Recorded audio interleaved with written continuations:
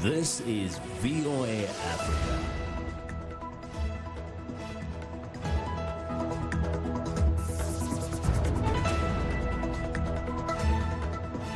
Good evening, I'm Esther Githo-Ewart. It's Thursday, October 10th. This is Africa 54. Tanzania's opposition leader Tundu Lissu opens up about the attempt on his life and the country's political evolution. A closer look at the connection between Zambia's power shortages and a severe ongoing drought.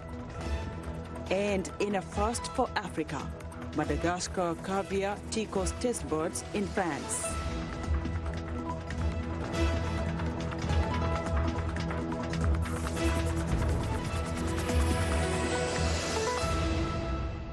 Mozambique is on high alert ahead of next week's election. Voters head to the polls on October 15th, but there are deep security concerns after the head of the country's election observer mission was killed. The country has seen more than 40 days of violent election campaigning. VOA's Amancio Vilanculos is in Maputo with more. After the killing this week of an influential human rights activist, national observers live in fear.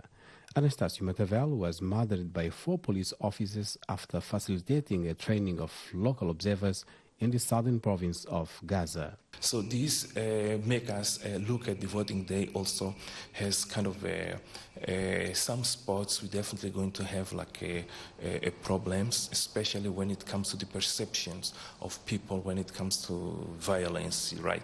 So even us as observers, we also going to do like a observation which is really conditioned in this environment of uncertainties and fear. Rights activists say that Matavel was killed for defending electoral justice as members of the ruling Frelimo party fear defeat and resort to violence. We have also seen instances of violence against communities that are thought to be supporting the opposition. So they suffer all kinds of intimidation, but it goes as bad as to make their life really difficult in terms of access to water, access to basic service that the state fails to deliver. You will have had, in a number of occasions, Frelimo leaders saying in previous elections you have behaved badly, meaning that they have supported or voted the opposition. So if they vote in the similar way in the current election, they will not have water, they will not have service, etc. It amounts to violence. Frelimo party, in power since 1975, is disputing these elections with more than a dozen others. There are almost 250 seats in parliament and 4 presidential candidates. Osofo Mamadi, Davi Simango, Felipe News and Mario Albino.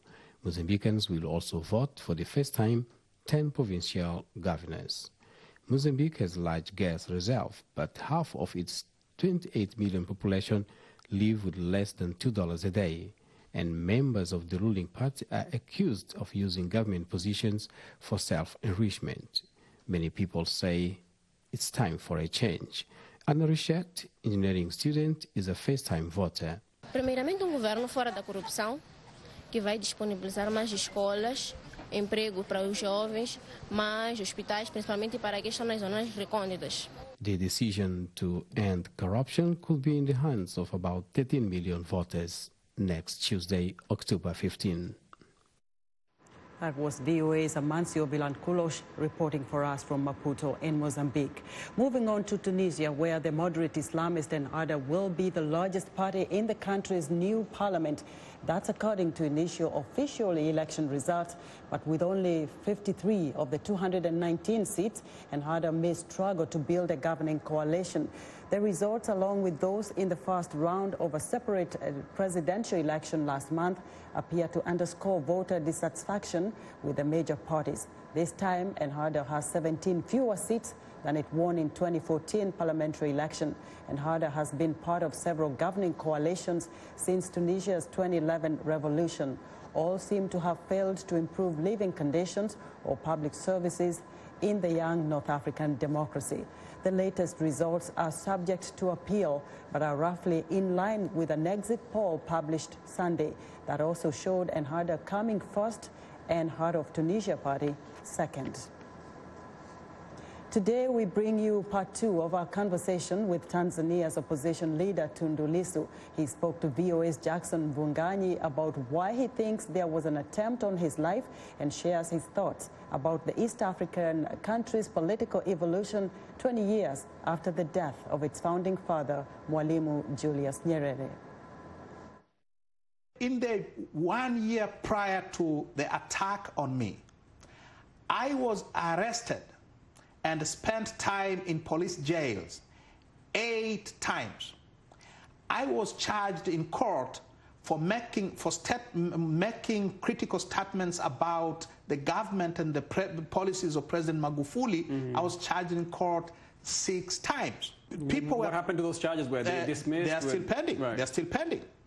Now, on the day of the attack, the president was on air, was on national television 2 hours before I was shot.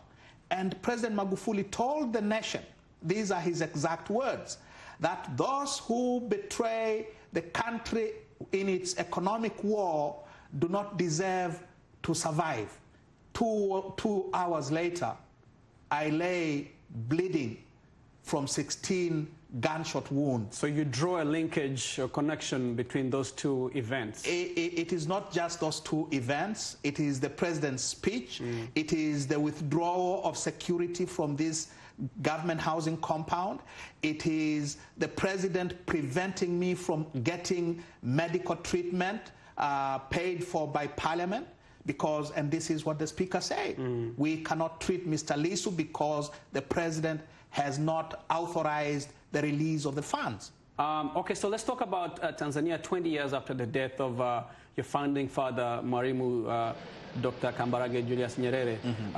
If you were to give a report card to Tanzanian politics, body politic right now, then what trajectory, what path is your country on? Where we are currently, where the country is at currently, is, I think, similar to where we were in the period 1964 to around 1984. That 20-year period is critical to understanding where we are now. In brief, during that period, we became one-party state. We did not have a Bill of Rights. We did not have an independent press. In fact, we didn't have any press. Our courts were not independent. We had a parliament which was described by the Constitution as a committee, a special committee of the sole ruling party. We had a period when constitutional scholars have described as an imperial presidency. We had Mwalimu Nyerere was an imperial president.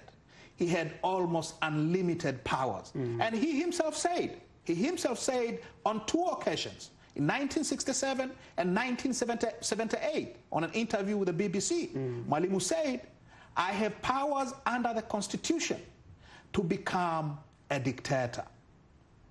We had no rule of law. We had a country where critics of the government were being detained without trial because of the preventive detention law, which was introduced in 1962. Now, today's Tanzania has striking similarities. That's over 30, to that over period, 30 years later. To that 30 years later, or 35 years later to be exact. Right. There are striking similarities between the Tanzania ya Magufuli and the Tanzania ya Mwalimu Nyerere in that period of time, 1964 to 1984. Tanzanian opposition politician Tundu Lissu talking to VOA's Jackson Mvunganyi at VOA's Washington studios. Now, severe drought in Zambia has led to an acute shortage of electricity. In parts of the country, residents are experiencing power shortages for up to 13 hours a day. The power company ZESCO blames the outages on the drought, which they say has reduced the water volume needed to generate electricity. Africa 54 managing editor Vincent Makori is in Zambia with this report. Like many other African countries, Zambia relies on water to generate most of its electricity. ZESCO is Zambia's main hydroelectric producer and supplier of electricity in the nation. Well, behind me is the Zambezi River. I'm standing at the point where, to my right, the water flows over the gorges to form the Victoria Falls. Now, to my left, part of this river flows to feed the Victoria Falls power station. But because of extended drought for the last few months, the water volume is so low that it has seriously impacted power generation at the power station. Officials are telling us that at the moment, power generated is at 50% capacity. ZESCO's Victoria Falls Power Station is a hydroelectric power plant on the Zambezi River in Zambia. It is located in the third gorge below Victoria Falls. It comprises 3 power stations with a total capacity of 108 megawatts. The power station in the southwestern town of Livingstone generates part of the electricity sent to the national grid, along with other stations, which then is distributed to the different regions of this southern African country. Officials say due to the drought leading to the very low water volume at the Zambezi River, the station is producing only half of its usual capacity.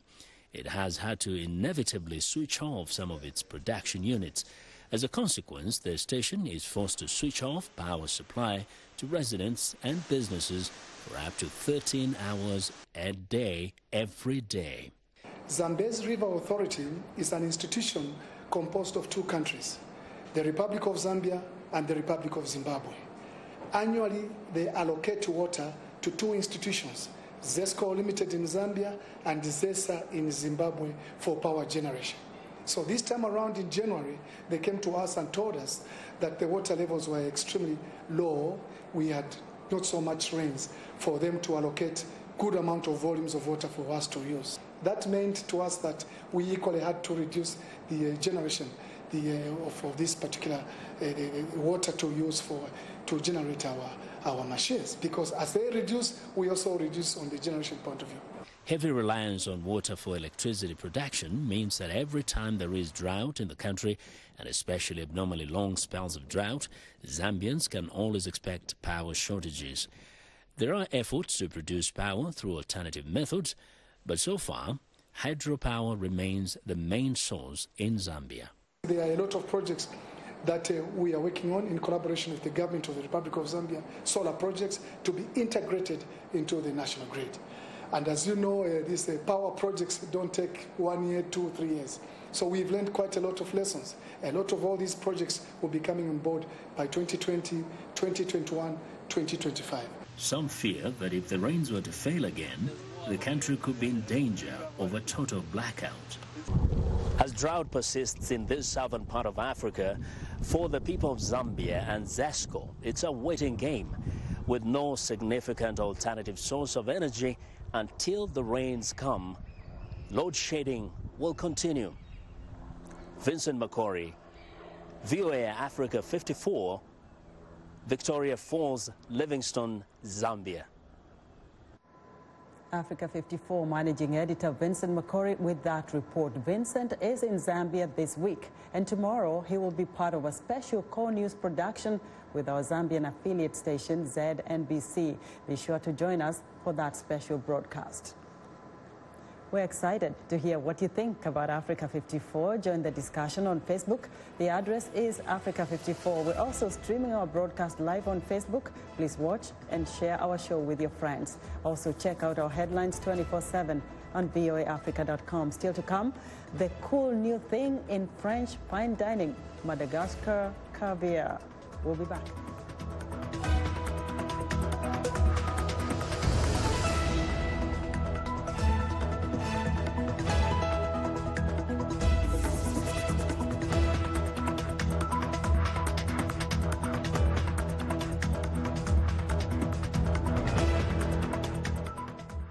Sheikh Sali, host and senior editor of VOA's international call-in talk show, Straight Talk Africa. Today we'll examine the tobacco industry. We pretty much touch on anything that you can think of. Politics, health issues, human rights issues, you name it, we talk about it. The issues that we discuss are pertinent to most people on the African continent. A very, very rare and unique opportunity to interact with their leaders. The lyrics could be French, English, Portuguese, Bantu, Arabic. It is the beat. The African beat that counts. The beat does all the translations. It cuts across all languages and gives us the understanding that this is the African beat. It is so distinct and adhesive. It binds us together. African Beat on the Voice of America. For more information, visit our website at www.voanews.com/AfricanBeat.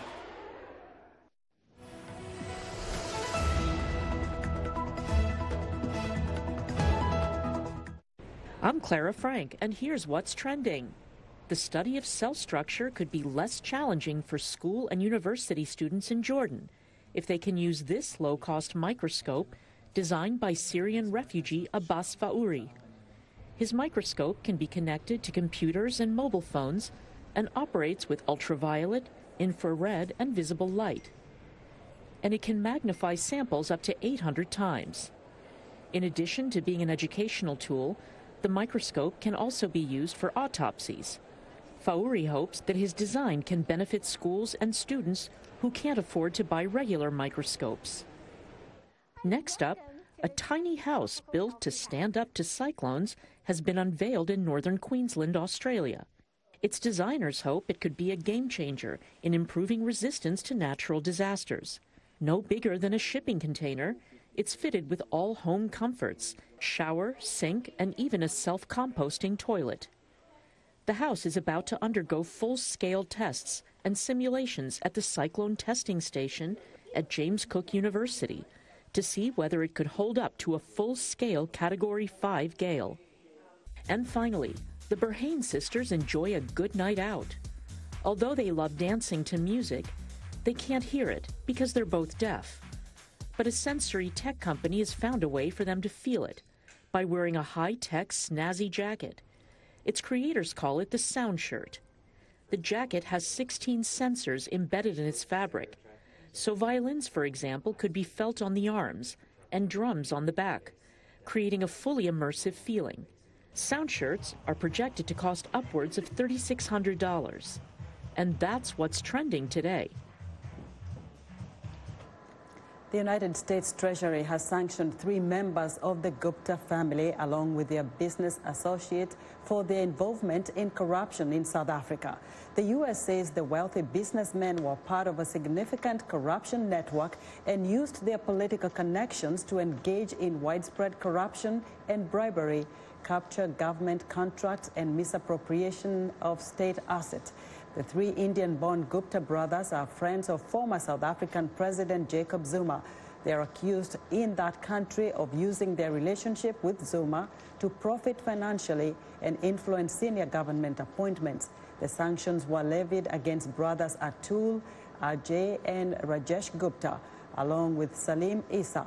All 4 have denied wrongdoing. Zimbabweans are being hit with a 320% electricity tariff hike. The government says it wants the state power utility to ramp up production and improve supplies. The move comes at a time of daily rolling power cuts. The move is likely to anger consumers who are already grappling with soaring inflation. The national regulator says the latest tariff would allow ZDC to repair its generators and pay for electricity imports from South Africa and Mozambique, which will cost more than $19 million every month. This is the second electricity tariff hike in 3 months and follows sharp rises in fuel and food prices. Zimbabwe is experiencing its worst economic crisis in a decade. President Emmerson Mnangagwa has pleaded for time and patience to bring the economy back from the dead. It's World Mental Health Day, and this year the focus is on raising awareness around suicide prevention and stepping up efforts in support of mental health. On September 10th, the World Health Organization and its global partners launched a 40 seconds of action campaign leading up to World Mental Health Day. The number of countries with national suicide prevention strategies has risen, but only 38 countries have plans in place to combat the problem. Suicide is the second leading cause of death among young people between the ages of 15 and 29 after road injury. President Donald Trump predicts his impeachment battle with House Democrats will wind up before the U.S. Supreme Court. He spoke to reporters Wednesday, a day after the White House refused to participate in the Democratic-led inquiry into whether Trump should be impeached. The whole thing is a scam. It's a fix. And we wrote a letter yesterday, and probably ends up being a big Supreme Court case. Maybe it goes a long time, I don't know. But the Republican Party has been treated unbelievably badly and unfairly by the Democrats. Trump says he will cooperate with White House Democrats if Republicans, quote, get a fair shake. House Speaker Nancy Pelosi says Democrats will consider the president's refusal to cooperate as more evidence of obstruction.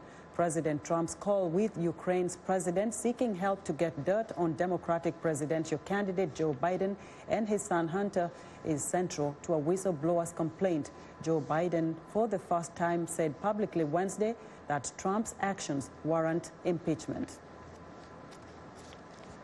A second whistleblower and a series of texts. Trump has indicted himself by obstructing justice, refusing to comply with the congressional inquiry. He's already convicted himself. In full view of the world and the American people, Donald Trump has violated his oath of office, betrayed this nation, and committed impeachable acts. Now a second whistleblower and a series of texts by diplomats working to assist Ukraine in carrying out Trump's wishes seem to corroborate the first whistleblower's complaint. Turkish jets and artillery joined by Turkish-backed Syrian militias have attacked border villages in northern Syria, causing civilian casualties. Turkish President Recep Tayyip Erdogan announced the launch of the incursion into Kurdish-held parts of Syria soon after U.S. troops moved out of the area. The U.S. President Donald Trump's decision to withdraw American servicemen is largely seen as a betrayal of an important U.S. ally in the fight against terrorist groups in Syria. The U.S. president joined voices condemning Turkey's incursion in the neighboring country, but insisted that the U.S. must stay out of what he calls a centuries-old conflict between Turkey and the Kurds. VOA's Ladza Hoke reports. Turkey's offensive has been expected as President Erdogan repeatedly vowed to push U.S.-backed Kurdish forces away from the border. Trump warned Ankara on Wednesday that he will wipe out Turkey's economy if its forces harm civilians and religious minorities in Syria, but insisted that the United States should not be involved in the long-standing Turkish-Kurdish conflict. They've been fighting each other for centuries. They've been fighting each other for hundreds of years. This has been going on. We were put into this battle, interjected. It was supposed to be a 30-day period, and we've been there for many, many years. Meanwhile, reports from northern Syria say that the Turkish attacks early Wednesday caused several civilian deaths, including a Christian couple and children. Mustafa Bali, a spokesman for the Syrian Democratic Forces, told VOA Kurdish service that the Kurds will fight, even without American support. We are not helpless. We are not a force in desperation. We were able to join the international coalition against the Islamic State with a few Kalashnikovs. Surely with 100,000 fighters with a long-standing experience and a victory in the fight against terrorism, we can find new partners. But after 5 years of partnering with the American forces in dignity and clarity and friendship, it is really hard for us to accept such an abrupt and unworthy end to this alliance. The European Union, NATO, Arab leaders and rights groups have condemned Turkey's offensive and are warning Ankara against exacerbating Syria's humanitarian crisis. Turkey is home to about 4 million Syrian refugees, and Erdogan says it is time for them to start returning home. VOA's Turkish service visited Syrian refugees in Istanbul. Arabs were exiled from there. Different Kurdish groups were brought and settled in those lands. That's the reason why we are supporting the Turkish army's operation. We will definitely go back to Syria when it is safe. I will be the first one to return. I don't want to stay here one more day. I have friends here, and most of us want to return immediately. We are tired of being here. We are hoping that this operation will result in victory. Once the security has been established, we want to go from Turkey to our country. After 8 years of violence and unrest, security is far from guaranteed in any part of Syria. Zlarica Hoke, VOA News, Washington.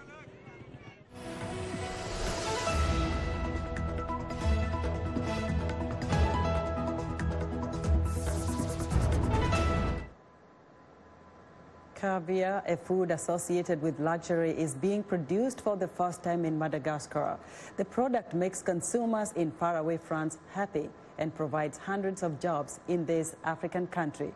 VOA's Jim Randall has our story. In the highlands of Madagascar, Lake Matasoa, a hydropower reservoir, is filled with sturgeon, Africa's first and only caviar farm. With the world's fourth highest rate of chronic malnutrition, Madagascar is an unlikely source for a luxury food that can cost nearly $800 a kilogram in some restaurants. But Matasoa's cool water and cheap labor prompted French entrepreneurs to set up Asipensa in 2009, importing their first batch of fertilized sturgeon eggs from France 4 years later. They now produce Rova caviar with 300 tons of fish from 6 different species of sturgeon. The day we produced the first caviar in Madagascar was a real relief because there were such few farms in the southern hemisphere. No one had tried to produce sturgeon in Madagascar, so we were not sure we could produce good caviar. The company employs between 250 and 300 locals, depending on the season. Most never imagined working for a luxury food company. After school, I thought I would work with shrimp or other products. Now I'm working on something unique in Madagascar and in Africa. I'm very proud. This year, the company will produce almost 5 metric tons for export, most of it to France, where it's already making waves. There's an exotic feel, a different note. It's about making yourself stand out among chefs already working in Paris. We're completely new, so we need to find catchy elements. The fact that caviar Rova comes from Madagascar brings an extra touch. Globally, experts say the caviar market is projected to grow to about $560 million by 2025. Asipensa hopes to double its production in the next 5 years. Jim Randall, VOA News. And that's our show for today. From all of us here in Washington, have a very good evening.